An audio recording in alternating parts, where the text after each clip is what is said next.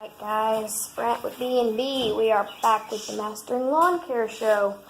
We are in Rotunda West right now, fixing a sheetrock hole. Not sure what happened, I didn't hear. So basically, this was caved in. Didn't look bad from the outside. Then he brought us inside, and this closet it was caved in all the way and had cracks coming out up here, so we had to take this entire chunk out. So we tore all that out, and we are at the moment working on installing this board back in. And I haven't shown him yet, but this is my father, the handyman side of the business, and so that is what we are up to right now. Didn't get much footage, so I'm going to go through and I'm just going to kind of tell you guys how we did this. Okay, first off, you've got your board. Okay, we took and we cut. So the cracks came up to here. As you can see, there's some up here and over here.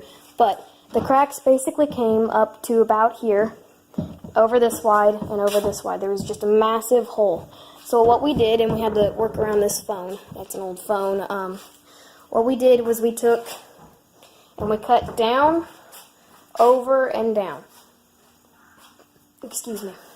And then we took that whole piece out, which filled up these 3 bags, is that and the back wall. And then we got a new board from Lowe's. We got the new board and we slid it in. And then we put screws in on all of the, sorry, what are they? Hey, what's this? The studs, all the studs. And then screwed in around it so that this was tight again. Because, welcome back to Mastering Lawn Care, day 3 of our sheetrock fix in the garage. Okay, here's what we're doing right now. I have been sent outside to get the taping size for this. So what we're going to do is we're going to take the mud and let it here and then tape it. Hey!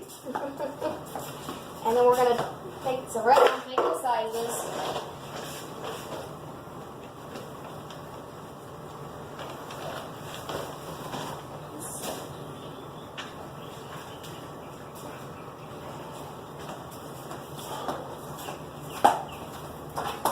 Always want to go a little bit long, because you can always go long and take it off, but you can't go short and add more.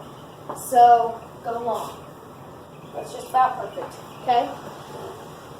So I got to do this for each of the sides, the top, and that's it. Yeah, making sure we didn't have to do the bottom. Go long, here.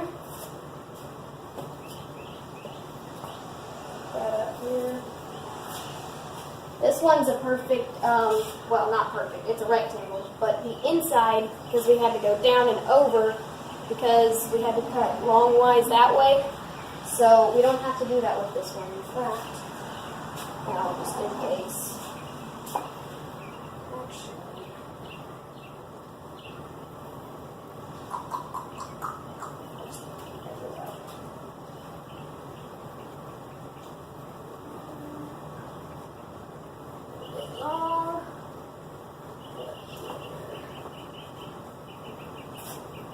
Alright, one, just when you're touching that tape, it is fiberglass, so gloves would help, because I just got it in my skin and it kind of hurts, it burrows basically. 2, always clean up. Even if it stinks, I know it's not always fun, not only will it make it look better and it'll look like very professional, but they will want to, they won't be really annoyed with you, so they may want to rehire you for something. You never know. Some guys will leave messes and they have to clean it up and they will never get their business again. So, always clean up. Even if you're mowing, clean up. This is our tip for the day. If you're mowing, always clean up. Sorry, I have a big semi-truck. Okay. If you're mowing, blow it off. Sweep what you have to. Go above and beyond, and if they have some dirt laying around, or their front porch needs to be maybe there's no grass, blow it off. If you're If you don't have a blower, sweep it off. Just what do you have to do? Just make it look good, and they will want to rehire you.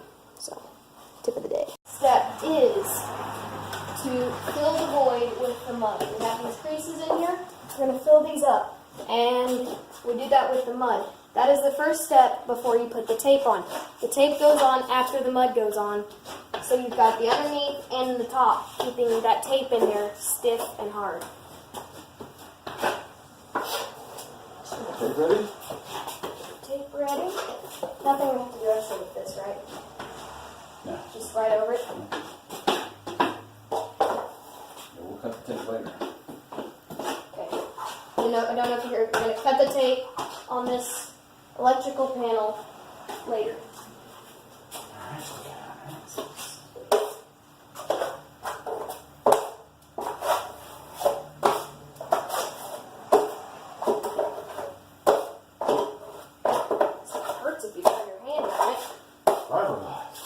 So be careful when you drag your hand down it. It hurts. Fiberglass will cut you. There's a little joint in the middle of the tape, and that is supposed to go right here on the edges, so that it's even the weight is even. And then after that, you just scrape down the sides, keeping it close to the wall.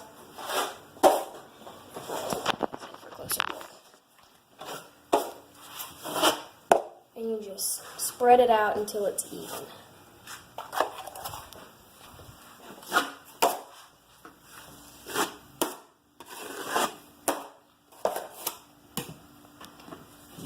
If you can, you want to try not to put too much in the center. So that's that step. See you guys tomorrow. Product, well, not finished. First coat is done. Looking pretty good. Got all the screws done. And we'll fix that up when we do it and come and cut it when it's dry. But other than that, that's how the first coat should come out. Now, there is a second coat and a third coat, and there could be a 15th coat. Just depends on, well, not usually 15, but there can be quite a few coats.